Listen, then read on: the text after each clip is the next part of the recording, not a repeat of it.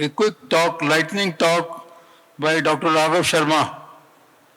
Okay, you got. Yeah. Then we'll switch on to the other lab. Raghav, can you come quickly and give us a lightning talk on how to do a kissing balloon inflation? Good evening, everybody. Thank you for giving me a chance to present. I just want to say it's a very, very basic talk, but very important though, because we mostly make mistakes in make. So this is a buffet of bifurcation stunting, MADS, where preferably you go for provisional stunting. A means you tap, modified T stunting. T is like V stunting or SKS, and side branch S, where we are doing mini crush and crush. So this is what is basically the case selection criteria based for these things. So when and how to intervene in a side branch. Side branch without severe calcification or long significant lesion do not require pre-dilatation. There are two registries, TULIP and SERV. Pre-dilatation of side branch is not a predictive factor for strut rewiring success and not a predictive factor for side branch angiographic success. Side branch pre-dilatation can cause dissection and increase the risk of recrossing a more proximal strut with subsequent poor side branch scaffolding through a dissection plane and therefore increase the chance of potentially unnecessary side branch stenting. So this is just a simple diagrammatic representation where if you see without pre-dilating, you have a stunt strut just near to the carina and it is easy to recross rather than creating a dissection entering into a false lumen and then entering through the proximal strut. Now, this is another diagrammatic representation of proximal strut crossing. See the stunt distortion seen in the picture if you cross and dilate the proximal strut rather than doing a distal strut. So, which is very important. Now, why POT? POT technique has been proposed by Oliver Dormont during EBC 2007. So, optimization of stent and deployment of proximal to the carina by using a short or half-size bigger balloon or spherical balloon may help to access the most distal strut during wire exchange. So this is just a simple diagrammatic representation. If you see the struts before POT and after POT, it makes your side branch access more easy and easily crossable.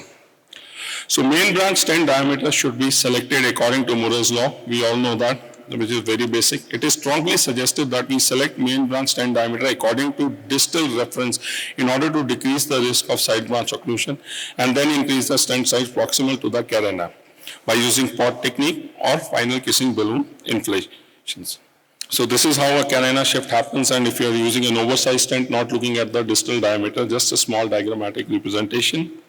So basically we are doing final kissing balloon to prevent main vessel stent distortion and proximal expansion. Long-term benefits of FKBA are still unproven in provisional stent strategies.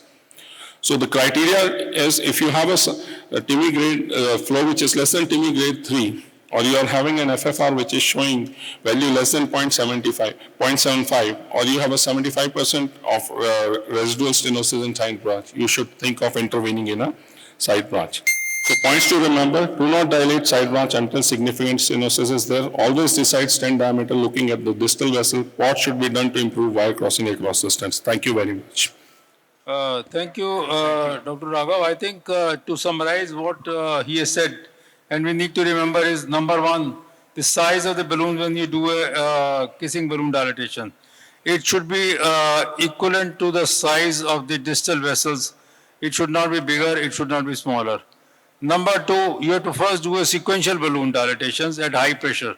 One artery, let's say you're doing left main, one artery first go up to 17-18 atmosphere, keep the balloon deflated on the other artery, then you inflate the balloon to the 17, 18, 20, whatever you think is appropriate in the other artery, then pull both the balloons back a little bit and then do a simultaneous inflation at an optimal pressure of 10, 12, 13, 15, whatever you think is appropriate, and finish off. These are the three important steps.